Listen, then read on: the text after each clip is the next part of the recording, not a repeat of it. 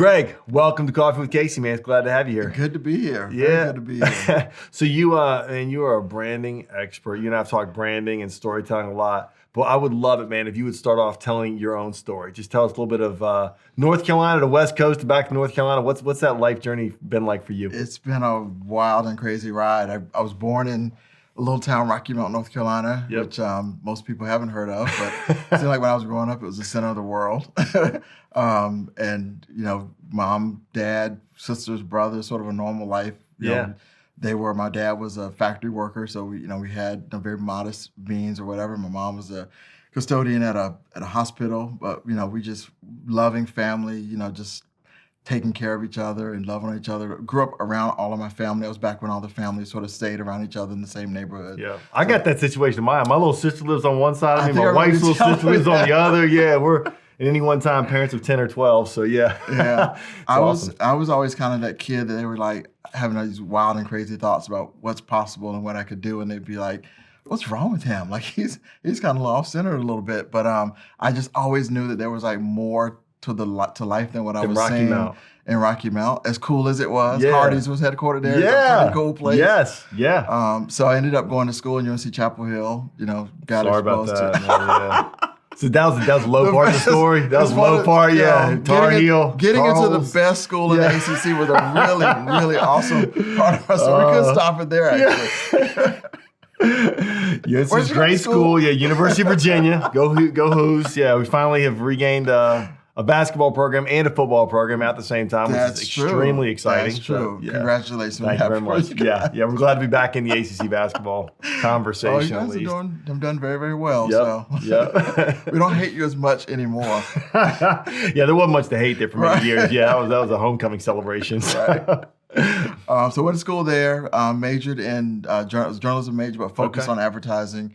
Got in advertising because I found out that advertising took place in New York. Like that was when Madison Avenue was where the advertising was. And I was like, I want to go to New York. So Rocky Mount, North Carolina to New York City. To New York City. It's quite a transition. It is. And I didn't really know what I was asking for or wanting. I just knew that must be where all the dreams are housed. So let me get one of them. Yeah. So graduated from Carolina, moved to New York, got a job at the largest ad agency in the world, J. Walter Thompson. Wow. One of the first and largest ad agencies in the world, working on this amazing, innovative company called Kodak. Yeah. Were you the one that told me this whole digital thing was going to pass? Oh, man. Yeah. That'll never stick. Sell those patents. Film is the way to go. Yeah. Polaroids are coming back, though. They are. Just a side note. Yeah. So, but that was awesome at the time. They were, a large, thriving company. Yeah. And they spent a lot of money in advertising. So I was the media planner. So I got to actually help them spend their money in media. So I did everything you can do in New York because I was a media planner and I had all the money and I was kind of controlling a lot of those first strings. So that was a really amazing experience. Learned a lot, met a lot of great people, did a lot of cool things. And then moved to another ad agency, Saatchi & Saatchi, which is another large agency. There got to work on, and that's a pretty important part of my story, got to work with Procter & Gamble. And I would say that they are the, we talk about branding and marketing. They're like, I feel like they invented it. They just do such a good job. They have these really sound fundamental principles around how you build a brand. And when you think about Tide and Crest and some of these staples, in our grocery Which are stores. incredible. Yeah. Like, so what are some of their principles that they really I think the main one is discipline. I mean, I think they just have a process where they identify, what is the unique value proposition about a product. And then they do a really good job, I think, of telling stories. It's just that their stories are, just very basic and to the ground. Like, you've got to stay. Yeah. Here's Tide and here's Mountie. Yeah, look how clean it is. But they've done some cool stuff, We're too. Tide family, so my mom's been Tide for years. Yeah. And they have a lot of that. It's a multi-billion-dollar detergent business. So, how they build brands is consistent through all their brands all over the world. So they have a kind of a solid formula that they use to make them great. So I learned a lot there. Left there, went and became a brand manager at Johnson & Johnson, another great company that does marketing really well. But didn't stay there long because of my boss at Saatchi had gone to Nike. He called me one day and said, "Hey, I'm going to be the global ad director at Nike. You think you're interested in coming?"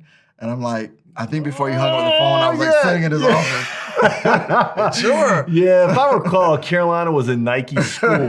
Yeah, we had a guy, Ronald Curry, we were supposed to sign one year. Yes. Remember Ronald Curry, yes. Mr. Football and Mr. Basketball, USA Today. Yes. From the state of Virginia, from Hampton Roads, had committed to UVA, biggest recruit we'd ever signed. And the story I heard, the way I heard it was on National Signing Day, Nike sent the kid 5 bags of letters. Yeah. Drowned us out. He somehow decommitted. Mike got a phone call from a couple famous alums and ended up a Tar Heel. He knew. Yeah. Blew his Achilles out the first year. Yeah, my coach said it was bad voodoo, man. He decommitted to Virginia. So I don't know if there's a direct correlation, but my recruiting coach thought so. Right. So no, he was great. I love Ronald Curry. He ended up doing some cool stuff. Yeah, playing for the Raiders, and quarterback. He was incredibly elusive on the football field as well on the basketball court. So he ended up at Nike, took that job. Took the job at Nike. Didn't even really. I mean, I knew Oregon was a state. Like if you said, "Hey, what 49 states do you want to live in?" Oregon wouldn't have made the list. Like I just had never thought of living in Oregon. Yeah. So I got on a map, found out where it was. It's above California, below Washington. Sure. And I thought, we'd be out there for a couple of years. My wife and I moved out there from New York. We said, we'll go out there. It'd be like a cool little adventure. Yeah, a little adventure. Yeah. 15 years later, 15 years and 4 kids later, we were in Oregon. So, but went out there. Was doing some, was advertising director for Nike basketball, which then led to me, working on some stuff with Michael Jordan and his shoes. Like it was at the time, it was like Air Jordan, the shoes. Oh, wow. And then what years were this? What year was this? This was like 90s, sort of early 90s, man, yes, 93, 94, 95. It was the peak of all of that. And then he retired and, he had a vision for creating a brand. And then I was fortunate enough to be a part of that as well as the marketing director for the brand. So help kind of with launching that and then working on that for, a long time, which was, Carolina guy, Michael Jordan. It was just a lot of things that were this is marketing, dream come true kind of like stuff. all the stuff you could like almost can't even imagine in terms of like if you had to line them all up in terms of your career and what would you like to do. All of them sort of culminated, right there, and that just led to a lot of other cool things within that opportunity. Although it was somewhat, it felt a little bit like an entrepreneurial endeavor a little bit because it was like taking kind of the greatest athlete of all time, some would argue, and a shoe and turning it into a brand, which with multiple parts and pieces and sort of recrafting that story and sort of what do you say about him because he's no longer playing. Yeah. So how do you sort of put all that together? And we did a lot of really cool things. But there were a lot of fans of Michael that sort of wanted to be a part of the brand too. Yeah.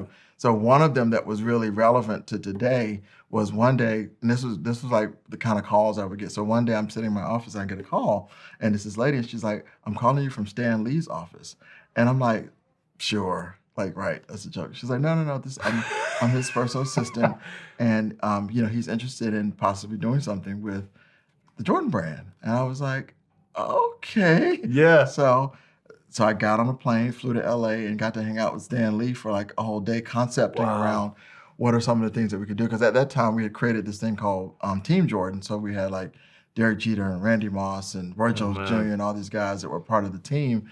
And so we were just sort of ideating around what does that mean and how do you create something that's superhero-like, for that. So I don't know that I ever got really into the whole, like what we were doing. I was just like, I'm sitting here. Stan Lee. Yeah, Marvel, man. Come on. Tell me, man. Tell me how that happened. So he passed away yesterday, so I was thinking a lot about that that moment. But it, got to do a lot of cool things like that during that time, and certainly just helping that, being a part of sort of telling that story of Michael, the brand. How does this sort of person live out in a brand? Most brands want. Like they want the personal sort of version of themselves. What is that? We talk about personal branding. Like if your brand was a person, what would it be? So we had like the person, like he was alive. We'd meet with him and we talk to him, and we sort of get to create all these wonderful things around him. Yeah. So man, Greg, your story, Rocky Mount, North Carolina, little town. For those that don't know, it is a small town. It is a legitimate small town in North Carolina. And what I love about your story, and what you and I, what I still love doing with you today, is dreaming big, right? Dreaming big. You are a big dreamer, man. I think you see a world of possibilities. So as a young boy in Rocky Mount, you dream big, and then it seems to me you also took action, man, because you took some risks. You went to New York City. That's a big step. Like going from Rocky Mount to UNC to New York, then immediately picking up the phone, going to Nike. I mean, talk to some folks about that are following their dreams, man, about what it looks like. to see outside of your context, to dream big, and then the necessity to so you got to step outside your comfort zone, Sure. too, to see those dreams come to realities a lot of times. Yeah, I would like to say that, I was always like super confident in every step that I took, and it was like this easy decision to move from Chapel Hill to New York, and an easy decision to move to Oregon. I would say that there was a lot of angst associated with a lot of them. I would say, and I'm not so sure that I would have ever gotten to where I ultimately got to. The interesting thing about going to Oregon was leaving New York, which is big and noisy and with all these crazy things going on, and moving to Oregon. I think it was a time for me personally where I really developed my real relationship with the Lord. So it was sort of in the quietness of the Oregon forest, I like to say, that I started, like, all these great things were happening, and it was like, it just doesn't get any better than this, like on the exterior. And it was really great, and it was all good. Yeah. But inside of me, I just was like, it just felt like this emptiness. It felt like, there's got to be even more. Yeah. And at some point, it's like, well, you're kind of at the pinnacle of your career. Yeah. Like, if you're going to be in advertising, if you're going to be in branding, you were working with the most iconic brand in the world. I mean, still today, there's people in some places that like to wear this gear years and years after it's still their favorite possession. Is this brand that you worked with, man? That Carolina Blues. Gray, I think. But you had achieved that. I talked to people kind of similarly. I played a very insignificant role, but got to be a part of a Super Bowl team. As a little boy, that was my dream. But like, hey, be a part of a Super Bowl team and win that. Yeah. And everything you said resonated with me, man. It was impactful. It was fun. It was exciting, man. It opened up a world of possibilities, but it didn't scratch the deepest itch kind of within my soul too, where I felt like that God had called me really to make an impact in other people's lives. Yep. And certainly it was a great platform to do a lot of really neat things, but there were elements of it that weren't fulfilling to me either, which just kind of led me to my journey. It sounds like you kind of had a similar one. You absolutely reached at a pretty young age the pinnacle of what people would consider, a career in branding. Sure, absolutely, and that's where it was, and in the midst of all that, God speaks, in probably some would argue the least church state in the Union. Just met a lot of people that were going to this really cool church, and I started going and. They really recommitted my life to Christ. And I would say, so to answer the previous question, that's really where I was like, now I really feel like I can, do anything. Because it wasn't so much about me and accomplishment anymore. Yeah. It was really about, man, God has really blessed me with some really cool opportunities. And He could have done this for anybody. And so why me, And it sort of put me on a very different trajectory, I would say.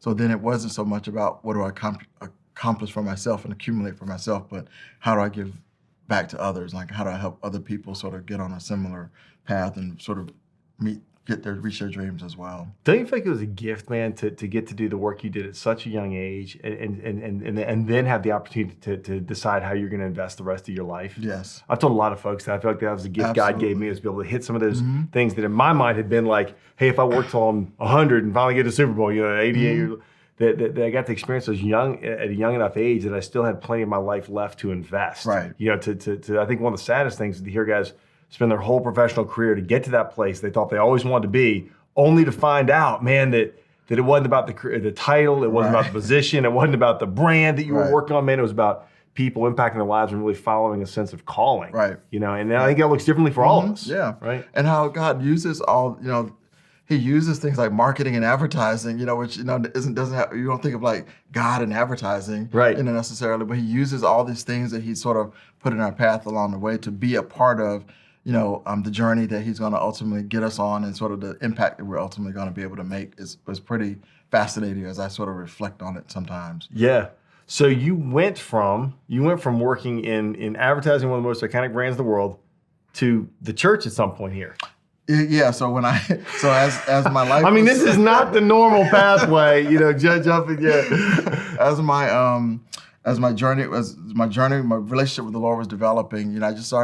I was going to church, but I was like, it was like kind of like never enough. So I was like, I think I need to go to seminary. So I just started taking classes purely because I was like interested in learning more about the Bible. And so every Monday night I would take this it was kind of executive sort of executive path in seminary. Every Monday night you'd go, and I would take these theology classes and different things. And after doing that a few years, one day my pastor called me and said, "I know you won't do this because you have like the most amazing job in the world. And I don't even know why I'm even asking you this." He says, "But the elders and I were wondering if you'd ever consider coming to work for the church." He kind of said it like that. And I said, "So interesting that you would say that because, about 6 months ago, my wife and I were talking, and we said we felt like something was going to change in our life, and that, we weren't always going to be sort of in this corporate space doing this kind of stuff." And so I said, "Well, we'll pray about it. We'll get back to you." And we did, and we just felt like that was what God wanted us to do at that time. I don't know why I felt like I was 30 years old, I think 32 years old. And I just felt like, man, I have reached this point. I don't know that it gets much better than this in sort of the world of marketing and advertising. So it felt like, let's go do this. I really feel like God is calling us to do this. So we did. We left all of that and went and worked for a church. Any regrets? Not a single one. Not a single one. Not a single one. No. I mean, there were moments where I was just like, "What have you done?" The day I resigned, like I told them, my wife was pregnant with twins, and that was gonna be child number 2 and 3. We gotta frame these people again, though. Hold on, man. You're working for the Jordan brand. You're 32 years old. Stan Lee's calling your office. I mean, you are living like a kid from North Carolina's dream in Oregon. Crazy. Your wife's pregnant with your second and third twins. You go, "You know what? I think God's calling me to the church, and I'm going to go ahead and resign from this top of the mountain kind of professional position to go into the church." Yeah. Yep. And they were like, Are you serious? Are you really? Yeah. So that, so a lot of it is like calling and passion and adrenaline and can't wait to go do this thing. And then, 2 or 3 years into it, it's just like, we're living on a pastor's salary, and no one wants me to fly to LA anymore. Right. Stan Lee is not calling. Yeah. That was probably the hardest part. But I think even in all of that, there's another whole story we could do about just what God does to you in those places, those desperate sort of places where He's kind of purging just the selfishness out of you, Yeah. That was called marriage for me. Didn't know how selfish I was. So I realized how particular I was about where my toothbrush sat on that one shelf. No, I think, any advice you'd have, I know folks ask you for mentoring a lot, and, we always like to try to give back to folks, and, but a lot of kids ask, how do I decide what do I do, what I do? How do I invest my life? What advice would you give me as I start my professional career? I mean, you've had such a breadth, man. You've gone to the highest level of what you were, professionally endeavoring to do, and then you stepped away from, got back in it and things. What advice would you give to young folks asking how they should invest their lives and how they should start their professional careers? That's a great question. I think for me, I wish I would have sort of really understood my purpose and why I was on earth a lot sooner, and it sort of took this wonderful, in a lot of ways, but sort of this journey to sort of figure it out. And, we do a lot of personal branding work, through my current company, and we work with a lot of folks. And for me, it's always about the why. Why are you here? What is your purpose? And some people say it's just your passion, and I have a little bit of a spin on that, but it's really about sort of defining, why do you really feel like you're here? What does God put you on earth to do and to be, and sort of what's really driving you and what's really fueling you? Because I think at the end of the day, when you develop that, when you allow that to be developed, and you develop that in your life, and you find out not just why you're passionate about it, but how does that actually connect to value in the marketplace? Right. So, and whether that value is just helping people or starting a company or whatever, but it's not just about passion, just passion just alone. Because you love it doesn't mean the marketplace is going to pay you to do it. Exactly. And if you're okay with not getting paid, not go right ahead. Living having a home and stuff, that's cool.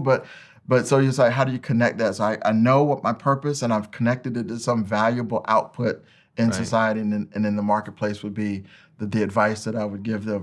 For me, it's been, bringing help and hope to people and businesses all over the world. I really believe that that's why God has put me here. And so my life now is a whole lot about just helping people, and try to finding opportunities in the work that I do to say, how can I maximize my help for other people? And sometimes that looks like individual development of people that work for me, and sometimes it looks like a client that we have that that may be struggling with a business problem, and we come in and bring some sense of hope, and through hopefully this relationship and interaction with us, they've seen that it wasn't just about business and a transaction and making money. Right. That it was like, man, these people really care about us. Yeah. And there's something about them that is different, the way they go about doing business. So that's all a part of that purpose, that centeredness that you have. And that's what I would encourage young people to try to find out as soon as possible, and then sort of allow that to sort of drive and direct some of the decisions that they're making in their life. So understand your purpose and understand how that purpose brings a market value. Exactly. Yeah. No, that's good. That's good. So if you're talking to an individual about finding their purpose and understanding how the marketplace is going to compensate them for a purpose, how does a business or an organization think about that same kind of challenge? I think similarly, I think in today's marketplace in particular, I think consumers are looking to do business with companies that are transparently about more than just transactions. I think when you think of some brands in the market, I think yours is one of them, but you think of like a Tom Shoes and like the success of a brand like that, it is because I think just people want to know that you're giving back and that you care. So as I'm thinking about my brand, if I'm a company, as I'm thinking about my brand, I'm not trying to make up, what can we do to give back? But I'm authentically asking those same questions, like, why are we doing this? Like, what is the business that we're really in? Are we selling detergent, or are we like trying to help enhance people's lives, to make the lives of people, their families better? Like, what is the real value of what we're doing here? I think when you think about even a brand like Nike, it was born out of this authentic love of sports and wanting to give athletes the best possible chance to succeed at the highest level. So I think for personal, you want to find your purpose, but as a company, you want to dig in deep. And I think you guys have done a really phenomenal job at that. Sometimes I'm like, man, these guys are just giving it all away. Well, so our mission statement, our purpose statement is that we exist to love and value people by leading a movement of change in our industry, in corporate cultures, and in communities across America. And I always tell them, we define love like this. I had a Catholic priest who told me to love means to act in the long-term best interest of another. So we try to live out our brand, our story, our purpose, by looking around us for ways we can act in the long-term best interest of another and love people around us, love our customers, love our teammates, and love the communities we're a part of. And it's been a fun mess over the last decade trying to live that out. Sure, and it probably sounds scary. Like if somebody's listening to this and have this company, it sounds scary, but the return on that investment is like multiple. Like it's like it comes from all these different places. Like people want to work for you because they know that it's not just coming to work every day. It's like I've signed up for a cause that I actually get a paycheck for. So I think that companies just want to make sure that they are thinking it through at that very deep level, because that today, I think, especially when you think about millennials and what they're demanding of the marketplace, there was a time when I first got into advertising, it was just sort of this one-way conversation where we were like, we just tell people what they're supposed to believe, and they believed it or not, but for the most part, we bludgeon them with like commercials. We just fire more at them, and then these millennials come along and they're like, that's just darn questions. Not mine. Ask why. Tell me more, and how can you engage me? Like I don't want you to just sell me something. I want you to like really get engagement, stimulate me. And they start asking questions about, so what do you really stand for, and why should I really align with your brand? So all that sort of plays itself out in terms of how brands now have to market themselves and think differently about that. One thing I love about the kind of millennial generation, people I think have take sport like poking fun at the millennial generation, all the complaints about it. Right. So man, I love they step up and ask why all the time. Why? Yes. And I tell them, man, if they're going to come work at an organization you're part of or you're leading, they're going to hey ask what your purpose is, and that's a good thing. And the answer better be something beyond profit. Sure. If you don't have a purpose that is beyond profit, you're not going to engage the hearts of millennials. And I think that's a great thing, because I think it's really similar to what you were doing. You were asking yourself why. You got to these pinnacles in your career and went, wait. I'm uniquely gifted, equipped, called in this certain way. Why am I investing my life here? Is this the highest impact place for me to invest my life? And I think millennials ask that. I love that they ask that. And I think it challenges all of us as leaders, man, to make sure we are a purpose-driven leader. Yeah. I think it's like for us at Orbital Socket, it's like our recruiting tool, and I don't mean it in the sense that we're trying to like just lure people in, but we're telling them about the values that we have as a company, which is our the personal brand of Orbital Socket. And it's all about, we're interested in you. Like we want to make sure that you are, like I tell people, like I'll know that I'm really successful when my company becomes the most poached company out there, because people are trying to get my talent, because they're like, there's something really special about those people. So when they hear that, they know that I'm genuinely interested in their success. Like I've created this company for you to succeed at, like, and created this culture that's geared towards your success and your development as a human being and as a professional. And so if, like, we've had people that I'm like, you are so smart, you're so talented. What you really need is, like, you need to go to LA. Like, I really believe, like, or New York, like, if you went to a big city and, had that kind of experience, there would be no stopping you. Like 2 years in New York and, there would be nothing you can't do. And so they're like, are you firing me? Like, no, not at all. I'm trying to launch you. I'm just telling you, I'm telling you that this will be really great for you. So we're not even possessive over them. We're just like, we want what's best for you. We're going to give you everything you can to succeed at the highest level. And so it's why, my wife and I started the company as a way. So.